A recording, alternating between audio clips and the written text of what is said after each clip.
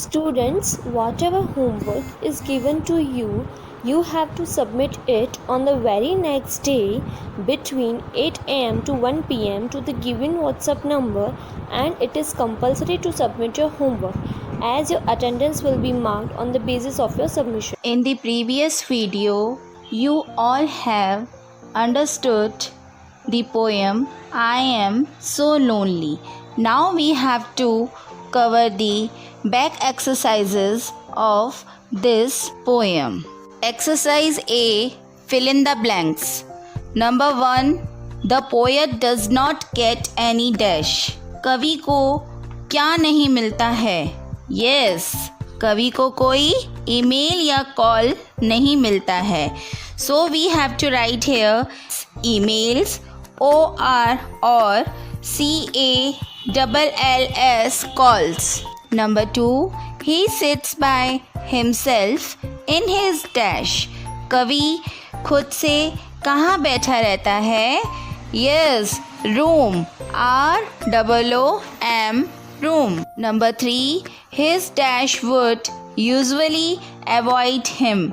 कवि को कौन नज़रअंदाज करता है? उसके सहपाठी यानी classmates. So we have to write here CLASS, classmates, MATES. Number 4, the dash go out of the way on the street. कौन सड़क के रास्ते से जा रहे हैं? Yes, अजनबी लोग. So we have to write here strangers, STRANGERS, strangers.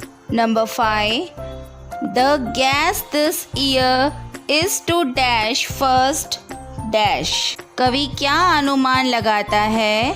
कवि अनुमान यह लगाता है कि इस साल पहले स्नान करना है. So we have to write TAKE in first blank and BATH bath in other blank. Now B exercise. Put a tick if the sentence is right or a cross if it is wrong. अगर वाक्य सही है तो हम दिए गए box में right का साइन बनाएंगे.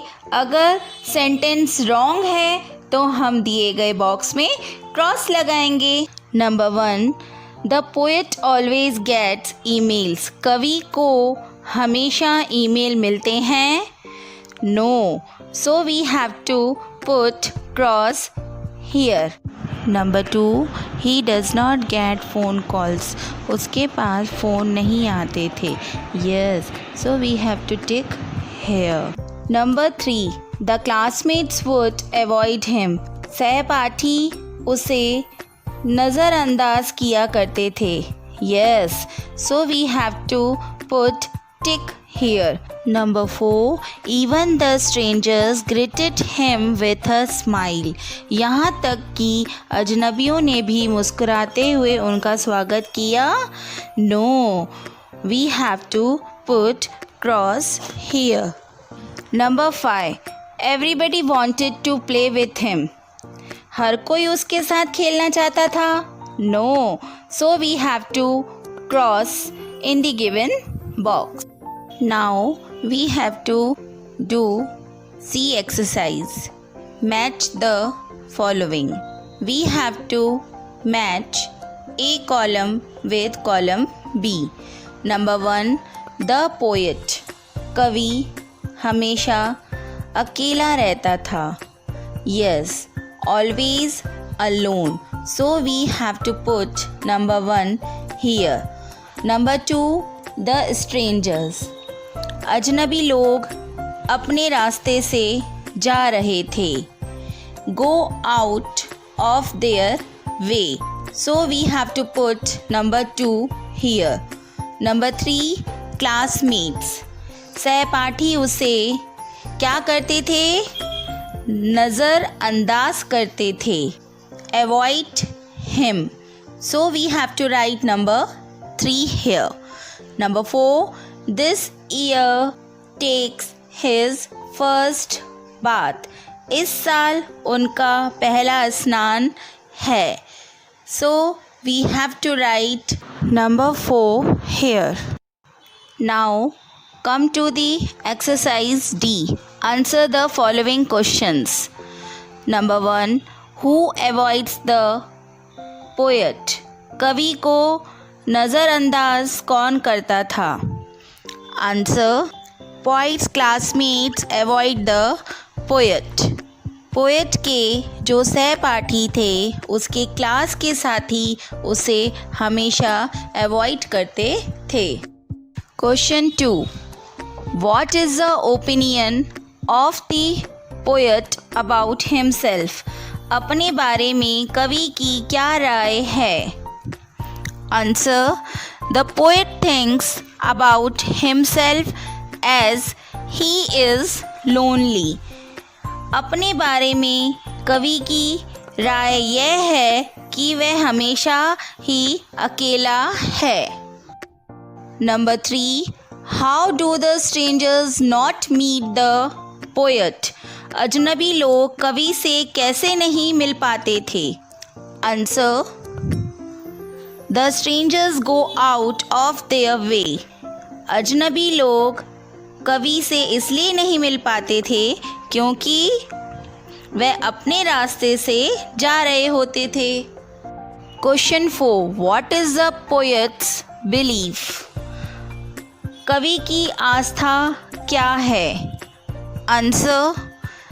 The poet's belief is that this year he will take his first bath. कवि की मान्यता है कि इस वर्ष वह अपना पहला स्नान करेगा. इधर कवि ने बाथ वर्ड इसलिए यूज़ किया है क्योंकि वह कहना चाहता है कि आने वाले नए साल में उसके सहपाठी सबसे पहले उसके साथ बात करेंगे और उसके दोस्त बनेंगे. Question 5. Why is the poet lonely? कवि अकेला क्यों है?